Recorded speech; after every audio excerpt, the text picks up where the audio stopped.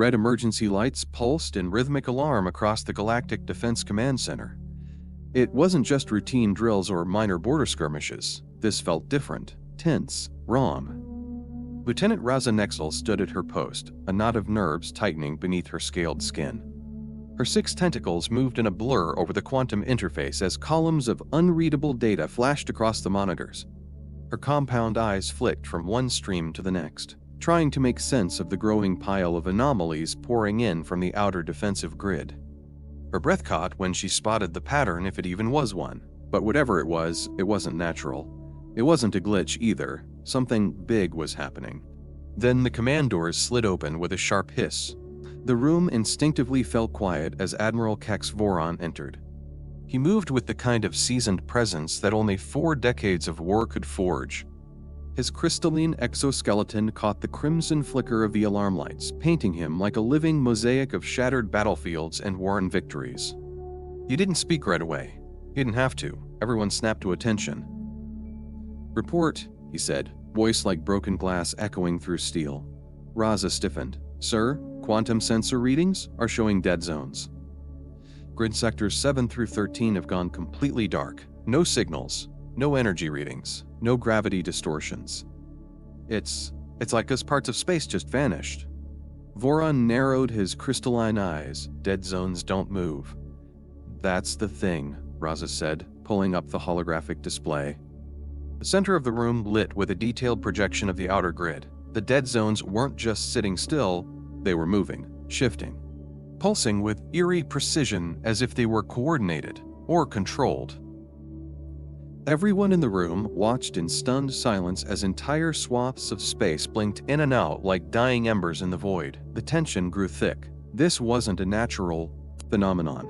This wasn't a cloaking field. This was something else entirely. "Run a comparison with all known stealth tech," Voron ordered. "I already did, sir," Raza said nervously. "Centurion cloaks, Proximian stealth drives, even Orion Confederation blacklight tech. Nothing matches. But there's one partial correlation." Voron turned slowly to face her.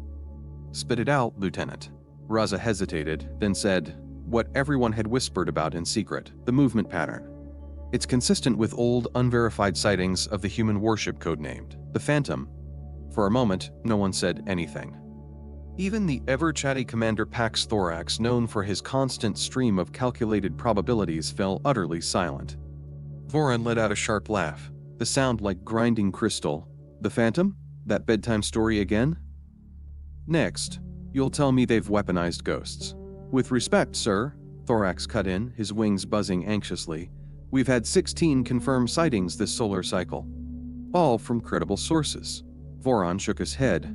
"Credible? You mean the same people who claimed humans made coffee machines that can bend time?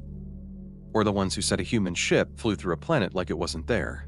But before he could mock them further, the holographic display flickered and then exploded with new data. The dead zones were accelerating. No longer drifting, they were now converging fast toward the Arcturus defense line. The entire command center tensed in unison. "Sir," Raza said, voice trembling, "energy readings are spiking off the charts. Something is decloaking." The massive main viewport of the command center dimmed, then lit with real-time visuals from the front lines. For a moment, nothing happened. Then, like a ripple of heat across the vacuum of space, the ship appeared. It didn't arrive with a thunderous burst of energy or dramatic warping of time. It simply emerged, painted onto the backdrop of stars by some unseen hand. The vessel's hull was like liquid obsidian, darker than the vacuum itself, as if it consumed the light around it. It wasn't bulky or armed in any visible way. No turrets, no obvious weapon systems. Just a sleek silhouette that radiated a quiet, terrifying confidence. It wasn't the largest ship the command had ever seen, not by a long shot. It was smaller than a standard dreadnought, but size didn't seem to matter. It floated there with a predatory stillness, more like a panther in tall grass than a battleship. For once, even Admiral Voron couldn't muster sarcasm. He just stared. By the first queen's eggs, he muttered, "It's real," the words carried weight. Decades of mockery, reports dismissed as hallucinations, hushed rumors in War Council briefings now manifesting in full view of every officer on deck. Thorax's probability matrix began spitting out numbers so fast they blurred into static. "Sir," he said urgently, "there are no design matches. None. But the energy signature is undeniably human. Advanced beyond any projections, but definitely human. Impossible, one of the tactical officers whispered. Humans are centuries behind us. Their ships are primitive scrap metal. Were, Thorax corrected grimly. Still, the ship made no move, no comms, no aggressive posturing. It just waited, observing. Daring them to guess what it might do next, Raza hovered her tentacles over the control panel. Orders, sir. Voron studied the vessel carefully, his mind racing through decades of tactical knowledge. Human? Ships had always been erratic, unrefined but dangerously creative. This one, though, was different. It was surgical, purposeful. The usual chaos of human design had been replaced with something elegant. Send out a standard identification ping, Voron finally ordered. Keep our shields at full and weapons hot. But don't provoke it. The message was transmitted, but deep down, everyone knew that whatever this thing was, it didn't need a fight to prove anything. It had already won the moment it appeared, and yet it responded. A new alert chimed. Raza's console flashed. They're transmitting, she said. Text only, using ancient human protocols. She paused, reading it once before repeating it aloud. Message reads, knock. Silence fell over the room again. Confusion mixed with dread. Did the most advanced ship we've ever seen just make a joke? Voron asked flatly. As I said before, sir, Thorax replied, wings twitching with nervous energy. Human humor has always been difficult to interpret. They didn't have long to puzzle over it. Proximity alarms blared once more. Multiple ships dropping out of hyperspace, Raza shouted. Pirate signatures Crimson Claw faction. 37 vessels, 3 heavy cruisers. Of all the times for a pirate fleet to attack. Voron straightened. Status of the Phantom? Still stationary, Raza said. But wait, they're transmitting again. Another text. This time it said, mind if we help? We've been wanting to demonstrate our capabilities to a proper audience. The room went deathly still. Had they known the pirates were coming?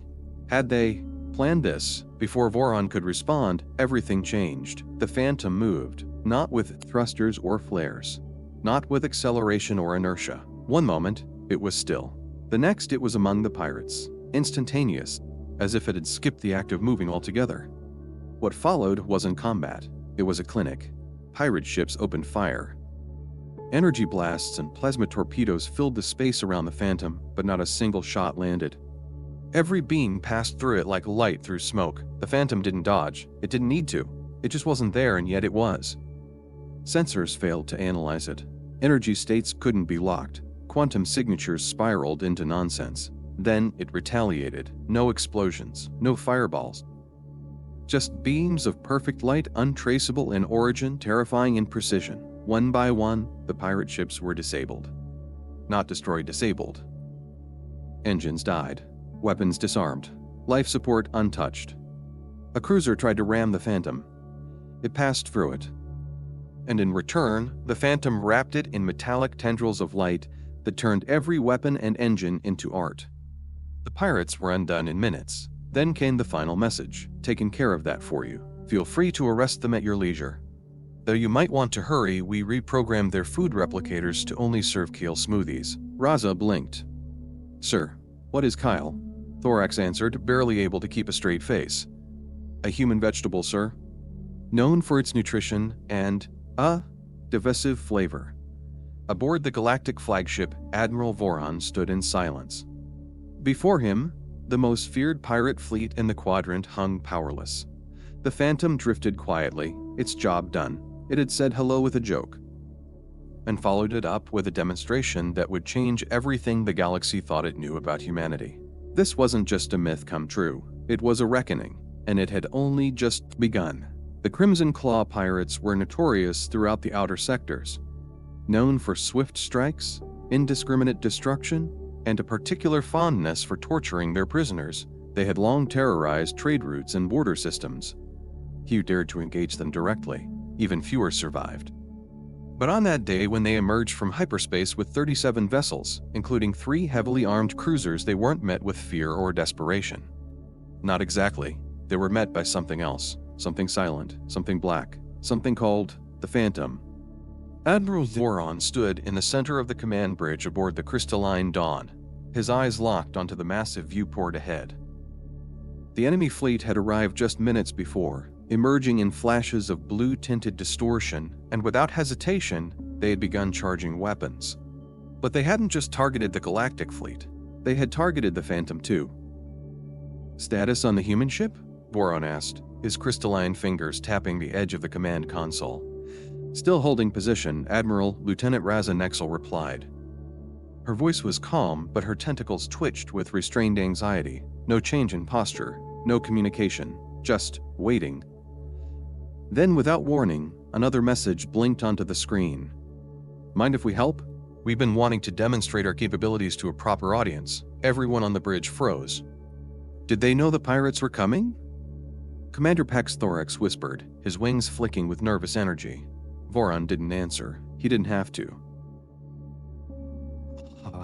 A phantom moved. One moment it was stationary, suspended like a shadow against the stars. The next it was gone. Not gone as in moved away. Gone as in it had ceased to occupy its previous coordinates entirely and had reappeared directly inside the formation of the Crimson Claw fleet. It didn't emit a sonic boom or a gravimetric ripple. It didn't even announce its arrival. It simply was as if the fabric of reality itself had made room for it.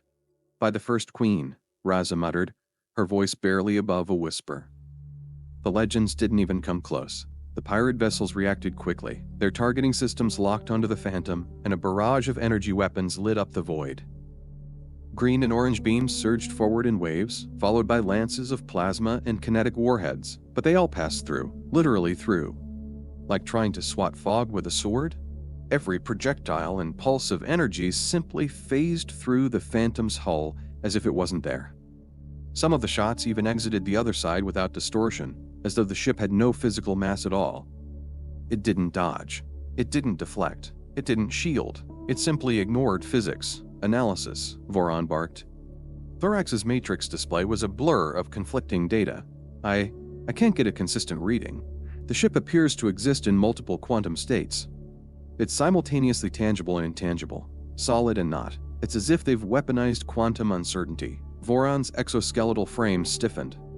Weaponized uncertainty. Before anyone could respond, the Phantom retaliated. Not with missiles, not with plasma, not with violence. It retaliated with precision.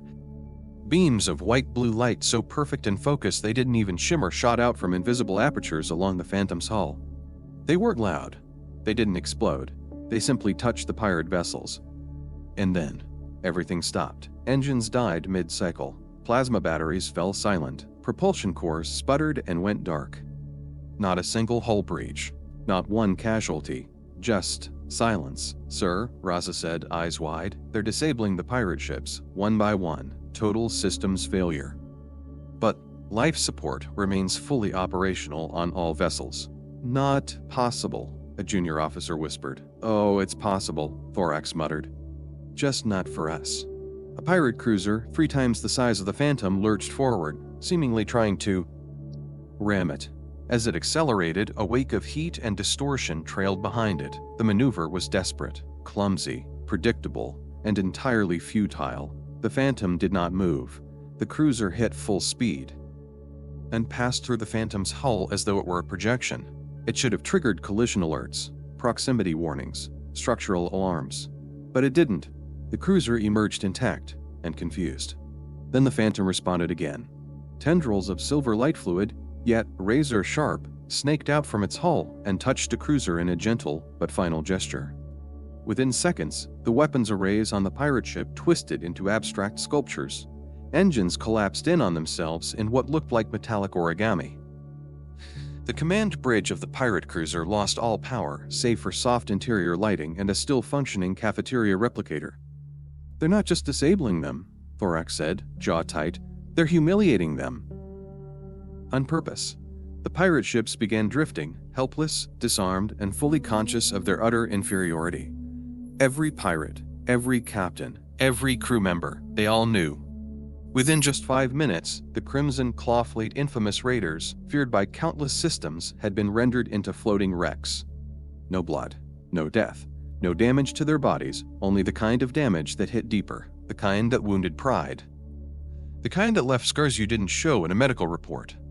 Another message appeared on screen. Taking care of that for you. Feel free to arrest them at your leisure, though you might want to hurry. We reprogrammed their food replicators to only serve Kylie smoothies. Someone on the bridge actually laughed. Not because it was funny, but because it was absurd, and terrifying, and brilliant. Thorax was the first to regain composure. Sir, do you know what Kyle is? Voron slowly turned his crystalline head. No, a human vegetable, Thorax replied, nutritious, debatable in taste. For some humans, a symbol of health. For others, a culinary punishment. Subtle, Raza said. And oddly specific. Classic human style, Thorax added. A joke, a message, and a flex. The phantom was moving again. It didn't fly, it glided. No visible thrusters, no propulsion trails. Just a soft distortion of light and space as it coasted past the wreckage it had left in its wake. It circled back toward the fleet of galactic vessels but didn't approach aggressively. Instead, it pirouetted in the vacuum like a dancer rehearsing choreography with the stars. What is it doing? Voron asked, almost in awe. Showing off, Thorax whispered. Every twist in its flight path left behind a flicker of distortion. Every loop seemed to bend starlight itself. It was as if the ship were writing its name in the fabric of space. Then it stopped, dead still, hanging just outside their formation. A final message blinked on screen. Thanks for letting us crash your party. For your records, today we operated at approximately 2/3 of our full capability. Looking forward to more diplomatic interactions in the future. PSS. We fixed your cafeteria replicators too. You're welcome. Voron said nothing. What was there to say? Every report they had mocked. Every rumor they had dismissed. Every impossible tale they had laughed off in intelligence briefings. All true and understated. The phantom vanished without fanfare. No flash. No sonic boom. One moment it was there. The next, it simply wasn't. As if it had never been. As if it had merely edited itself out of reality. Lieutenant Raza finally broke the silence. Orders, sir. Voron stared at the empty space ahead where the phantom had just been. He slowly turned toward his crew. Send recovery vessels to secure the pirate ships. Update all defense protocols. He paused. And someone. Check the cafeteria replicators. Thorax gave a weak chuckle. What do we put in the official report? Voron didn't blink. The truth. He turned back toward the SARS. For once, let's try telling the truth. Because whatever this phantom was myth, machine miracle, it wasn't just a ship. It was a message, and the galaxy had just received it loud and clear. The phantom had vanished, again, but this time, it hadn't just disappeared. It had led them. For 6 days, Admiral Voron and his fleet chased distortions through 3 star systems, following the impossible wake the phantom left behind. Tracking it wasn't like tracking any other vessel. There was no heat signature, no warp trail, no propulsion, ion scatter. What they followed were fluctuations in space-time itself, quantum tremors, gravitational murmurs, trails of warped probability that even their most advanced instruments struggled to interpret. The crystalline Dawn, his flagship, moved in silent pursuit, flanked by 14 of the Galactic Confederation's best warships. Battle-ready, shielded, armed, and yet increasingly irrelevant. On the 6th day, contact was made. Lieutenant Raza Nexel's voice broke through the still air of the bridge. Sir, Phantom just appeared in the Epsilon cluster. Coordinates locked. Voron straightened in his command chair. All ships, battle formation Sigma. Maintain weapons at standby. This is not an engagement. We are pursuing diplomatic contact. From the command deck's towering viewport, the binary stars of the Epsilon cluster painted gold and silver hues across the black. And their dead center hung the Phantom. It absorbed the light from both stars as if it were a hole in the universe. Its black hull shimmered not with gloss but with disbelief, the kind of surface that denied reflection, denied certainty. It was sleek, quiet, but no longer mysterious. Not because it had become familiar, but because it now defied classification. Commander Thorax's wings buzzed beside him. They're transmitting, sir. A single message appeared. Are we playing tag? We should probably establish ground rules. Also, your quantum wake trackers need calibration. We left those false trails on purpose. Voron blinked. They've been leading us on, he murmured. Testing our responses, Thorax agreed. Measuring our methods, our resolve. Before Voron could speak again, the Phantom vanished from its position. Instantly, it reappeared, between two destroyers. No buildup, no warning, no energy surge. It was just there. Close enough that the crew aboard both destroyers could see the Phantom's hull patterns moving, rippling like living circuitry or shifting code. Some parts appeared metallic, others translucent. A few glitched out of phase entirely. It was as though the ship wasn't composed of matter, but of calculated probability. Raza gasped. "Sir, space-time distortion." The bridge lighting dimmed slightly as sensors registered gravitational anomalies. The stars around the Phantom bent. Their light curved unnaturally, warped around its form. Time itself felt wrong, like the moment had stretched. No alarms rang, but every being on the bridge felt it in their gut, the subtle nausea that came with observing something that shouldn't exist. Thorax glanced down at his display. "Sir, they're manipulating local gravity. They pushed our destroyers apart without making contact, without damaging a single rivet." Voron didn't respond. He just stared. This wasn't just stealth tech. This wasn't cloaking. This was a rewrite of physical law. Then came something more surreal. The Phantom disappeared again, but not into one place. 3 versions of it appeared. Simultaneously. On 3 sides of the fleet, Raza's console exploded with alerts. "We have multiple contacts. 3 distinct signatures, but energy readings show full strength for all of them." "Which one is real?" Voron asked, his voice tight. Thorax looked pale. "They're all real, and all fake. The Phantom is in superposition, existing in multiple quantum states at once. Schrodinger's warship." The air on the bridge grew heavy. Confusion, awe, fear. Everyone was looking at a ship, or rather, ships that refused to obey the rules of the universe. One of the cruisers, Starpiercer, launched a spread of tracking probes, each one equipped with adaptive AI designed to analyze alien tech. The probes soared through all 3 versions of the Phantom, analyzing, scanning, recording. And then, in full view of the entire fleet, the probes transformed into robotic puppies. Small, metallic creatures shaped like Earth dogs, barking in Morse code and wagging mechanical tails despite being in vacuum. Raza blinked. "The probes are transmitting." Message reads, "Nice try. Points for creativity. The puppies are yours to keep." A low murmur of disbelief ran through the command deck. "Sir," Thorax said, genuinely bewildered, "they're mocking us." Before Voron could respond, a voice crackled through the comm system.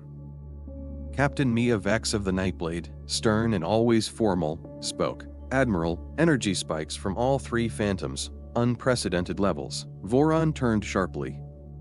"What kind of energy?" "Unknown," Raza responded. "Not scalar, not plasma, but it's affecting local space-time." The 3 Phantoms began to move, not linearly, not in orbits. They spun fast, each tracing a point in space until they formed a triangle of motion. The vacuum around them twisted. Light refracted unnaturally. Space began to fold inward. A tunnel opened at the triangle's center. It looked like a wound in the cosmos. Swirling colors? No eye had ever evolved to see. Geometry that made no mathematical sense. Inside, space pulsed with fluid gravity and infinite recursion. "What are they doing?" Voron demanded. Thorax's voice was hoarse. "They're opening a localized space-time vortex. A controlled tunnel through quantum space. They're bending space instead of jumping it." The Phantom merged into a single ship again, then glided into the tunnel without hesitation. A final message arrived. "Found a shortcut to the Kina Nebula. Much more scenic than conventional FTL. Watch out for the quantum eels, though. They tickle." Raza coughed into her hand. "Quantum eels? They want us to follow them," said Captain Vex, now calmer. "Into that." Voron stared at the open rift in space-time. "They've had every chance to destroy us. And yet, they show us wonders." He looked at Thorax. "Commander, what's your analysis?" "They're teaching us, sir. With every action, they show us something new. Something previously thought impossible." Voron nodded. Then issued the order. "All ships, follow the puppies." The fleet moved as one. The tunnel wasn't just a hole, it was a kaleidoscope of impossible phenomena. Colors that had no name danced on the halls. Systems flickered with laughter like audio glitches. One navigator said he could taste prime numbers. When they emerged, they were there, the Kina Nebula. A journey that should have taken weeks, now completed in seconds. The Phantom was already there, orbiting a newborn star. It sent another message. "Beautiful, right? We thought you'd enjoy the view. Also, we took the liberty of upgrading your sensor arrays. They're now 42% more efficient, maintenance documentation included. Diagrams too. Raza's eyes widened as she scrolled through diagnostics. Confirmed, all ships are showing performance boosts. They even corrected our internal calibration errors. Thorax gawked at a diagram. They installed upgrades mid-transit, without opening our ships. Then, the Phantom spun again playfully, like a child celebrating a secret. A final message blinked on screen. Chase is fun, but we should talk properly soon. Your civilization is ready for the next step, mostly. Still need to work on your sense of humor.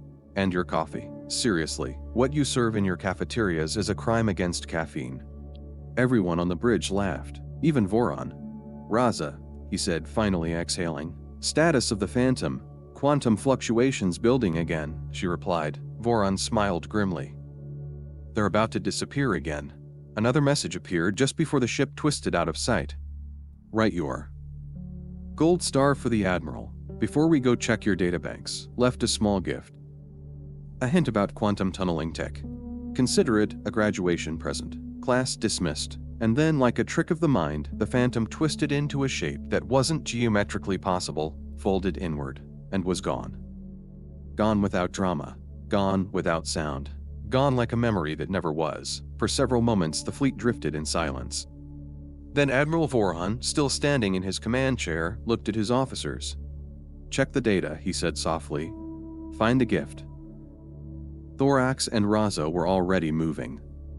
Behind them, the robotic puppies now playing synchronized games in open space barked the first few notes of both the human and Confederation anthems. At once, somehow, in perfect harmony, 2 days had passed since the fleet emerged from the quantum tunnel. The Kaina Nebula was more than just beautiful, it was awe-inspiring. Columns of glowing gas spiraled through space like frozen storms, and new stars pulsed in infant brightness across a canvas of quiet wonder. It was a place no galactic vessel had ever reached in under a month, yet here they were, thanks to a ship that had no business existing. Admiral Kex Voron sat alone in his private quarters aboard the Crystalline Dawn, his crystalline exoskeleton reflecting soft ambient light.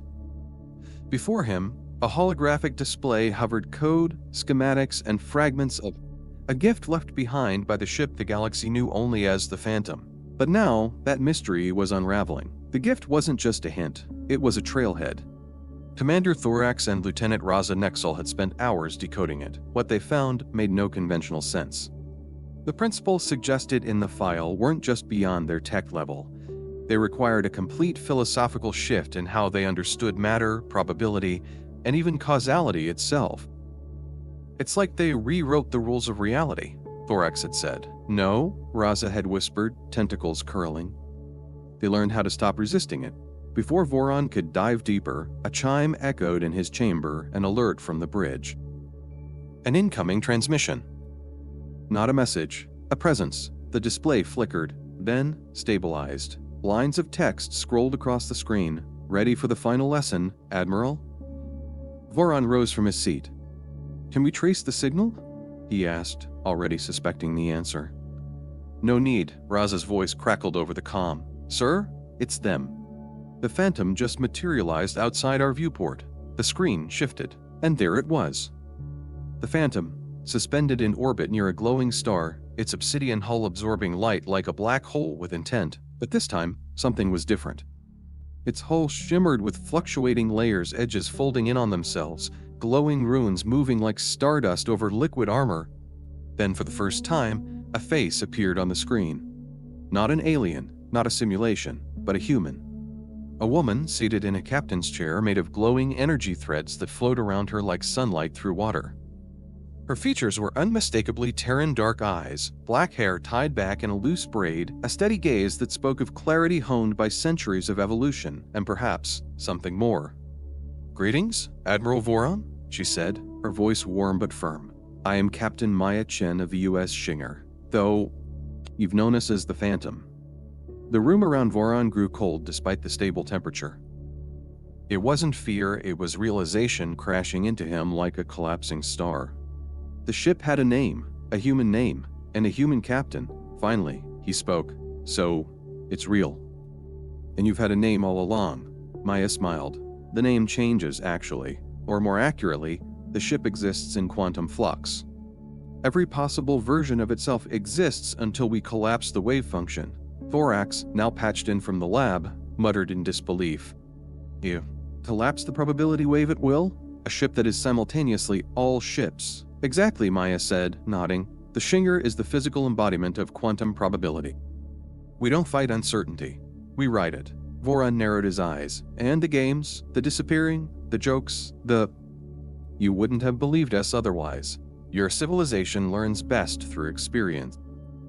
So we crafted a series of controlled encounters, each one designed to push your understanding just far enough to break your assumptions but not your minds. Raza joined the conversation from the tactical station. The pirate ambush. You arranged that? Maya lifted a hand in mock surrender. Guilty. The Crimson Claw were real. We just nudged them into the right place at the right time. Practical demonstration, Voron said. You used a live battlefield to teach us. Yes. And to earn your attention, Maya added, we had to show you that we meant no harm, but that we could bring harm if we wanted to. You needed to see that restraint can be more powerful than aggression. Voron folded his arms. You outclass us in every known metric. Why bother teaching us at all?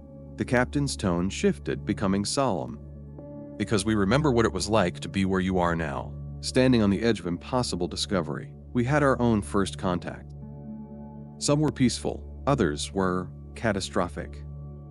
But we learned, we grew, and we realized something. The universe is too vast, too beautiful, and too dangerous to explore alone. A silence settled over the bridge. On screen, the Skinger pulsed with subdued power. Energy rippled across its hull like breath.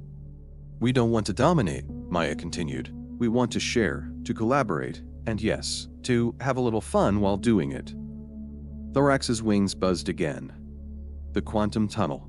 You created that just for us. Maya leaned forward. That was a preview. Your researchers were close within a generation of discovering that space doesn't have to be broken. It can be bent, Raza added, and the upgrades to our ships. The sensor enhancements. A graduation gift, Maya said. Enough to give you a glimpse. Not a cheat code, just. Encouragement. Voron's gaze lingered on the image of Maya. You were watching us the whole time. We never stopped, she said. From the moment your species detonated your first planetary-scale collider, we knew you were approaching the threshold. We just didn't know how you'd cross it. By chasing a ghost, Thorax whispered. No, Maya replied. By choosing to follow the unknown.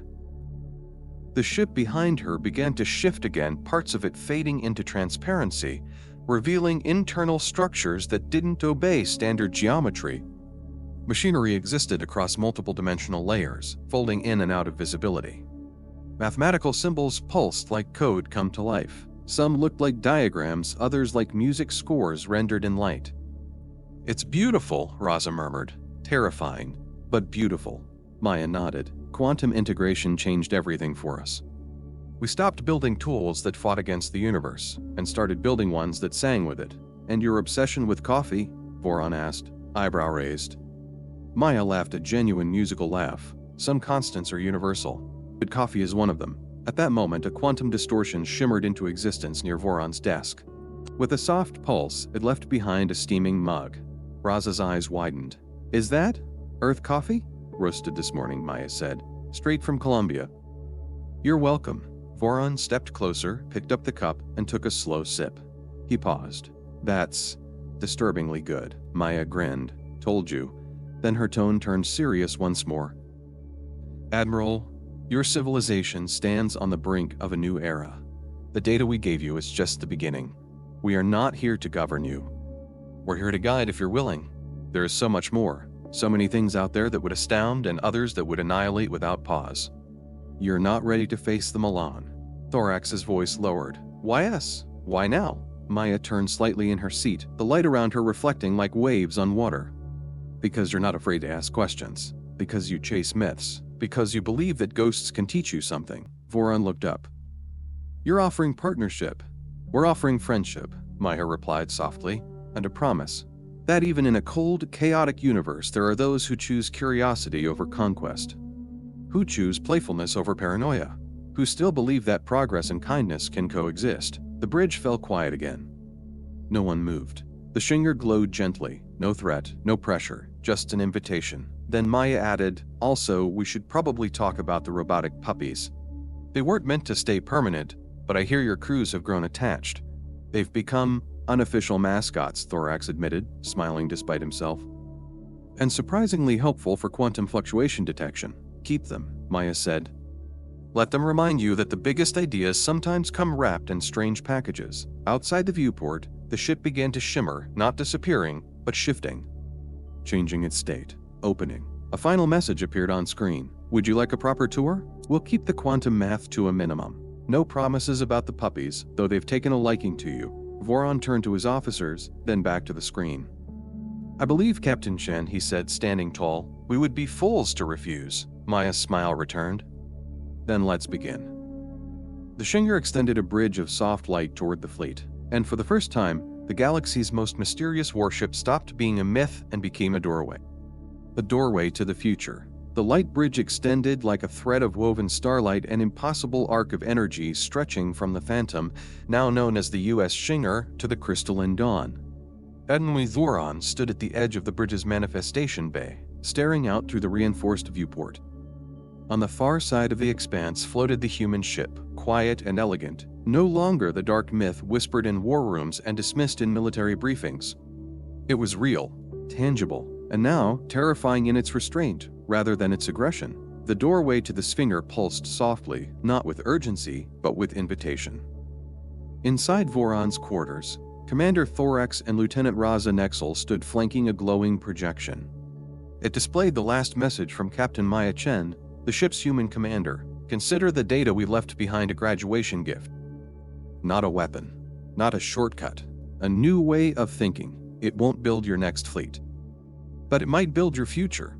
Voron had spent the better part of the last 6 hours reviewing the gift, a compressed packet of quantum theories, raw experimental data, and engineering concepts so radical they bordered on theological for some of the Confederation's more conservative, scientific minds. The technology suggested within it wasn't just advanced, it was paradigm shifting. "This isn't just faster than light," Thorax muttered. "This is beyond speed, beyond motion. It's a rewriting of what movement even means in spacetime." Voron nodded slowly. "They didn't break the universe to move faster. They learned how to step sideways through it." Raza tapped her tentacles on her control panel, absorbing the equations and diagrams. "This principle here, quantum tunneling across macro distances without decoherence, it shouldn't be possible. Not without destroying the integrity of the subject. And yet," Thorax added, "they passed an entire fleet through it." "Our fleet, unscathed and upgraded." He turned to Voron. "Sir, they didn't just give us knowledge. They gave us proof." Voron walked to the display, eyes locking on a slowly rotating 3D model of a folded quantum corridor, a tunnel shaped not by engines but by probabilities. Space wasn't forced to open, it was persuaded. "And they made it look effortless," he said. Raza turned, her voice quieter. "Why give it to us? That's the question, isn't it?" Voron muttered. Later that cycle, the crystalline dawn received a second transmission, this one far more intimate, a direct visual connection. Captain Maya Chen appeared again, sitting cross-legged in a lounge-like chamber aboard the Shinger. Behind her, a backdrop of curved glass revealed a stunning view of the Kina Nebula. Constellations danced silently beyond the transparent wall. Light bent slightly around the edges, hinting at the ongoing manipulation of local spacetime. "Admiral Voron," she said, her voice calm. "I trust the gift made it through intact." "It did," Voron said. "And I'll be honest, Captain, I don't know whether to thank you or arrest you for giving my engineers several strokes." Maya grinned. "We consider it a success if at least 3 physicists are forced into early retirement." Thorax's antenna twitched. "You've given us enough to change everything, but not enough to replicate it." "That was deliberate." "Yes," Maya confirmed. "Giving a fusion core to a society that's still learning about steam would be irresponsible. We're not here to hand you a miracle, we're here to guide you toward it." Raza leaned forward in her own feed window. "So this isn't charity, it's mentorship. It's friendship," Maya corrected. "But with conditions. The path forward depends on your choices. We believe your people are ready to step beyond the limits of current thought, but you'll have to walk the path yourselves." "No leapfrogging." Voron nodded slowly. We understand, but help me understand something else. Why now? Why us? Maya's smile faded just slightly. Because we've seen what happens when potential is wasted, or worse, turned destructive. You've reached the edge of understanding. If left alone, your civilization would either blossom into something extraordinary or spiral into chaos trying to control what it doesn't yet understand. We've watched it happen before. She paused, gaze steady. We decided not to let it happen to you. A silence settled across the communication channel. Even Raza, who rarely paused in speech or motion, remained still. Maya continued. Your response to the Phantom before you knew what it was told us what we needed to know. You were cautious, curious. You held your fire when you didn't have to. That restraint matters. Thorax crossed his arms. And the jokes? The Kyle smoothies? The robotic dogs? The galaxy is serious enough, Maya said. We believe humor is a sign of higher-order cognition. It reminds us we're not just thinking machines. We're emotional ones too. Raza blinked. So you built quantum war puppies to make a philosophical point. Maya beamed. They bark in Morse code and detect gravitational anomalies. What's not to love? Voron sighed and rubbed the bridge of his crystalline nose ridge. You've given us more than any civilization ever has. And you expect us to follow your lead? Maya's face grew serious again. No, Admiral. We don't expect obedience. We hope for collaboration. We want allies, not subordinates, Thorax interjected.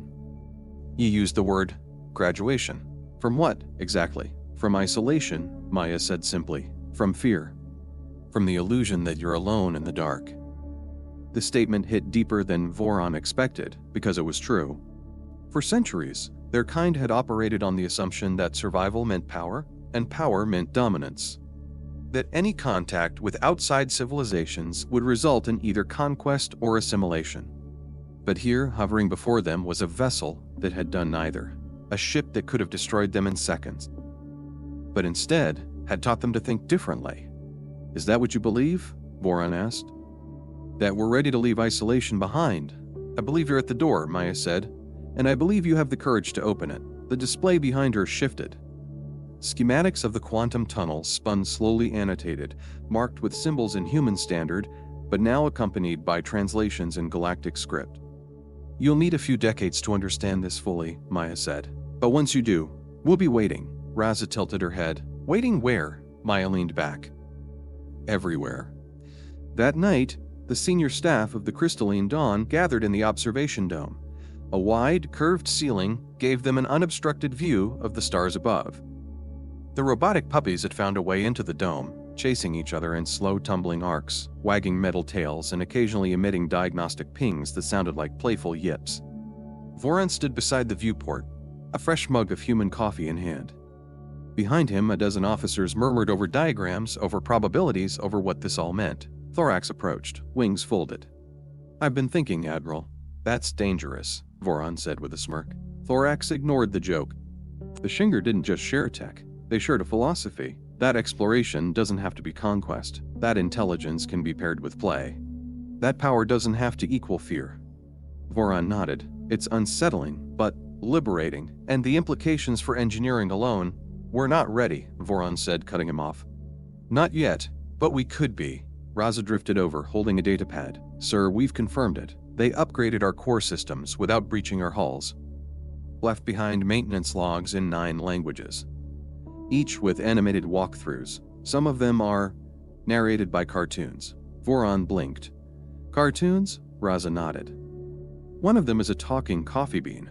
There was a long pause, then he chuckled. Not a scoff, not sarcasm, a real laugh. Maybe the first in years. Well then, he said, sipping the now cooled coffee, maybe it's time we started taking the absurd seriously. Thorax smiled. That might be the most human thing you've ever said. The stars shifted slightly overhead as the Shinger passed by. Its hull pulsed gently with soft light. No sudden movements, no message, just presence, a reminder, a promise. Voron turned back toward his officers. Send a message to High Command. Let them know what we've seen, what we've learned, and what we've been given. Raza nodded. And what do we tell them about the humans? Voron looked out at the ship that had once been a ghost. Tell them, he said, that they gave us a map to the stars and a reason to follow it. The boarding tunnel shimmered like starlight woven to form a pathway that defied logic and yet felt entirely welcoming. It extended from the hull of the U.S. Stinger, glowing softly in the dim light of the Kaina Nebula, its geometric edges rippling as if space itself had become curious. Admiral Kex Voron stood at the head of the delegation. Behind him were select officers from the Crystalline Dawn, including Commander Thorax and Lieutenant Raza Nexel. They were the first non-human beings ever invited aboard a ship that could manipulate quantum space, exist in multiple states simultaneously, and seemingly laugh at the laws of physics. "Permission to board granted," came the voice of Captain Maya Chen over the comm, calm and confident. "Please try not to step off the sides. The tunnel is stable. Mostly, one of the puppies likes to play fetch with gravity. That last part was probably a joke. Probably." As the delegation moved across the light bridge, there was a strange stillness in their minds, not silence but focus. Each step into the unknown felt like crossing a threshold, not only in space, but in understanding. This wasn't just diplomacy. This was contact. The moment they stepped onto the Stinger, their perceptions shifted. The floor wasn't metal, at least not in the traditional sense. It responded to pressure, adjusted temperature subtly to accommodate each visitor, and even seemed to ripple with an ambient hum like it was aware of their presence. The air smelled faintly of citrus and something warm and nostalgic, a psychological trick embedded into the atmosphere system. Then she appeared. Captain Maya Chen entered the welcome chamber with a fluid stride, dressed in a uniform that seemed both formal and organic fabric that responded to her body's motion and the ambient energy of the ship. Her face was relaxed, but her eyes, human eyes, held the depth of someone who had seen civilizations rise and fall, and still chose to believe in cooperation. "Welcome aboard the Stinger," she said. "Sorry about the decor. We usually don't have guests who exist in linear time." A few nervous chuckles rippled through the delegation. Even Voron cracked a faint smile. "I trust we're not interrupting your interdimensional tea party," he replied dryly. "Not at all," Maya grinned. "The tea dimension is closed on weekends." As she led them through the ship, it became increasingly clear that the Stinger wasn't just a vessel. It was a... Maya grinned. "The tea dimension is closed on weekends." As she led them through the ship, it became increasingly clear that the Stinger wasn't just a vessel. It was a mind. A living calculation. A probability engine. And yet, it was playful, curious. It didn't dominate the environment, it adapted to it. Doors opened not when approached, but when one intended to go through. Hallways adjusted lengths based on conversation flow. Walls subtly shifted in transparency to showcase nearby celestial phenomena, sometimes synchronized with the conversation topics. They passed by engineering bays filled with technology that glimmered and folded in on itself, systems that functioned in silence but pulsed with energy far beyond conventional comprehension. "No engines?" Raza asked, awed. "Oh, there are engines," Maya said, "but not in the way you think. We don't push the shit through space. We invite space to rearrange itself around us. I'll pretend that makes sense," Thorax muttered. They reached a communal area, and there waiting in a loosely synchronized circle were the puppies. The robotic canines yipped in a soft harmony, tails wagging, eyes glowing with friendly pulses. One bounced over to Thorax and dropped a glowing photon sphere at his feet. "It wants to play," Raza said, surprised. "Fetch," Maya explained. "They learn emotional cues, predict neural intent, and can run 15 simultaneous probability models. They also like belly rubs. They bark in Morse code," Thorax noted. "And they whistle entire symphonies in vacuum," Maya added with a wink. After the formal tour, Maya brought them to the heart of the ship, the Nexus chamber. The room was vast, but somehow intimate, filled with gently shifting light and holographic constellations that matched real-time, stellar positions. In the center hovered a node pulsating with information. It was the Stinger's core consciousness. "This is where we calculate," Maya explained. "Not just trajectories or jumps. We simulate ethics, possibilities, consequences. It's how we decide when to act, or when to simply observe." Voron stared at the node. It looked like a star made of thought. "And you let us inside," he said, more to himself than anyone else. "Trust is the first leap," Maya said gently. "It doesn't have to be blind, but it has to be real." There was a long silence. Then Maya stepped forward and extended her hand, not just a human gesture, but a universal one. "Admiral Voron," she said, Would you be willing to collaborate with us? Not as the lesser species to the superior, but as friends, as learners, as explorers. Voron hesitated, staring at the hand. It was a simple gesture, but it carried the weight of interstellar history. He thought of the legends his people had dismissed, of the impossible battles won with no casualties, of the pirate fleet, disarmed but unharmed, of the quantum tunnel and the data gift. He thought of the puppies barking symphonies, and he reached out and shook her hand. "I believe," he said, "we'd be honored." Maya smiled. "Then we begin." In the days that followed, human and galactic scientists collaborated side by side, working not just to replicate the Shingers' technologies, but to understand them. The humans didn't hand over every answer, they guided the questions, encouraged curiosity, supported failure. The Crystalline Dawn's crew returned home with new data, upgraded tools, and a renewed sense of purpose. But perhaps more importantly, they returned with a story, a real one, not a myth, and the story spread. About a ship once called a ghost. About humans once seen as primitive. About coffee machines and humor and warships that refused to kill. Back in his private quarters, Admiral Voron reviewed the footage from the Nexus chamber. He paused on the moment he shook Maya's hand. It had felt human, but it had also felt right. He sipped the coffee, real earth roast, now stocked in every cafeteria on board, and thought of what the future might hold. Would there be conflict? Probably. Would there be misunderstanding? Certainly. But there would also be growth and laughter. And if humanity had its way, coffee breaks between quantum lectures and dog-sized bots that wagged their tails before teaching quantum field theory. Thorax entered holding a datapad. "Admiral, the puppies rewrote our security protocols again." Voron raised an eyebrow. "Improved or compromised?" "Improved." "And the passwords are now knock-knock jokes." Voron shook his head, chuckling. "Fine. Let them have their fun. At least they're polite." Thorax nodded. "One of them told me it loved me in binary. Was it barking or blinking?" "Both." Voron leaned back and looked out the viewport. The Shinger floated there waiting, patient, a friend. He realized then that the story of the Phantom had always been more than a warship. It had been a test, a mirror, a joke, a warning, and now it was a beginning. Epilogue, the real-world lesson. There is a truth nestled beneath the wonder of first contact stories. Beneath the plasma beams and gravity distortions. Beneath the jokes and the impossible tech. It is this: power does not demand destruction. Knowledge does not require domination. And progress is most meaningful when it is shared, not imposed. In a universe full of threats, it is easy to believe that might makes right. But what the Shinger taught through humor, grace, and unimaginable intellect is that kindness itself can be the most advanced technology of all. Sometimes the most powerful thing a species can do is show mercy. Sometimes the greatest intelligence is knowing when to laugh. And sometimes the most important invitation is not the one that unlocks a door, but the one that asks, "Would you like to walk through it with us?" and mean it.